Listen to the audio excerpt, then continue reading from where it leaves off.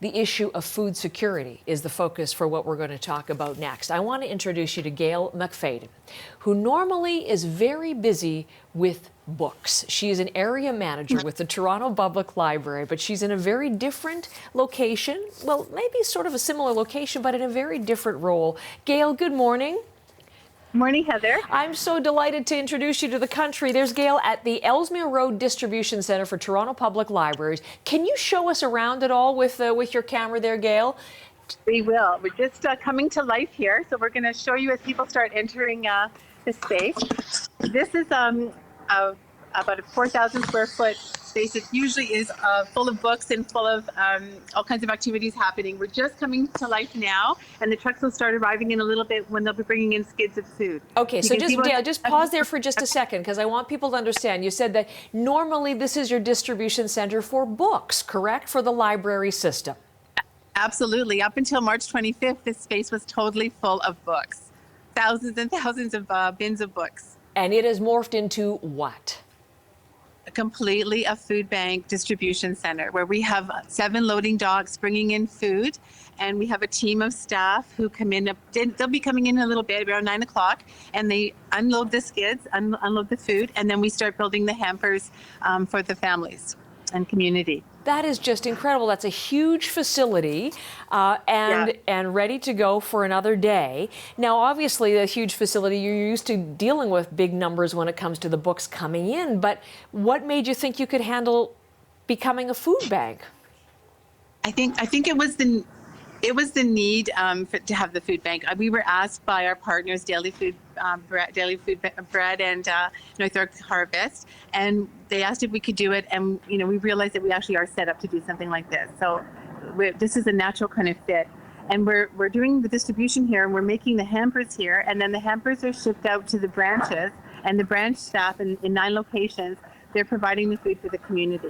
So it's the staff doing it in that space. Isn't that incredible? So 9 locations. How many hampers are you making on a regular basis, Gail? Well, we're getting better at it. So I heard yesterday that we made 720. And so that's in about a 4-hour period. We have to be really careful with spacing. We have to keep working quite far from each other. And so we try to go carefully and a little bit more slowly and safely.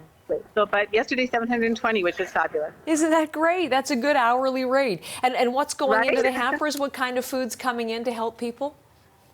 So we are following what our partners tell us should go into a hamper. So it is canned protein. There'll be some rice and pasta. There'll be some soups. There'll be drinks. There'll be snacks.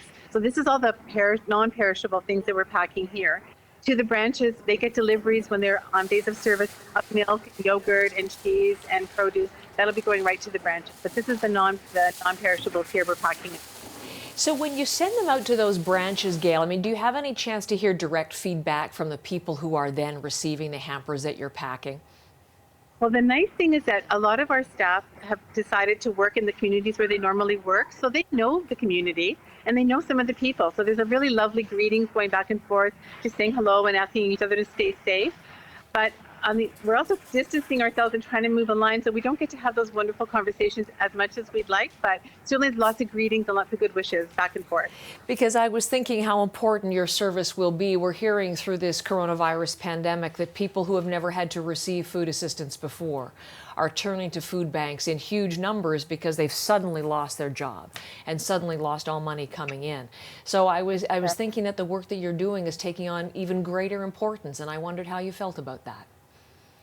I think we're really happy to help, and our partners who work in food banks all the time, we really take our direction from them. Like, they really know what they're doing. They've given us a good background to do this work, and yeah, you just feel like you're doing meaningful work, and they do it all the time, and we're super happy to join in at this point and help them with this. Does it help you? I don't know if it's a grieving process. You must miss the library environment. You must miss the books and the role that you play in the community. Does this help sort of dampen that a bit? Yeah, absolutely. You're always sorry to close the doors. You know how much the services mean to the community.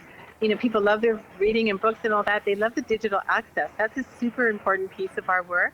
And so to close the doors for people who don't have that any other way, that's going to have a big impact. So that. So this is a great way to feel like you can still come out and help and do something. And are you starting to think at all, even in the remote recesses of your mind, about reopening, Gail, what that day will look like? Yeah, it'll be amazing. It's going to be phased in for sure, and it will be amazing to it'll be amazing. We all want to come back, right? So that'll be wonderful. Yeah, it seems like it's a few weeks away still, though. Well, I love that smile. That makes me think that there's still an optimism there, looking ahead with hope to the future. But in the meantime, you are doing incredibly important work. The story, as a woman who's in an environment of books and the spoken word and written word, yours is a story of responding and giving and serving in a different role right now. And I will let you get back to that very important work. Thanks for telling us about what you're doing with the Toronto Public Libraries and how you're helping the food banks, Gail. Thanks so much.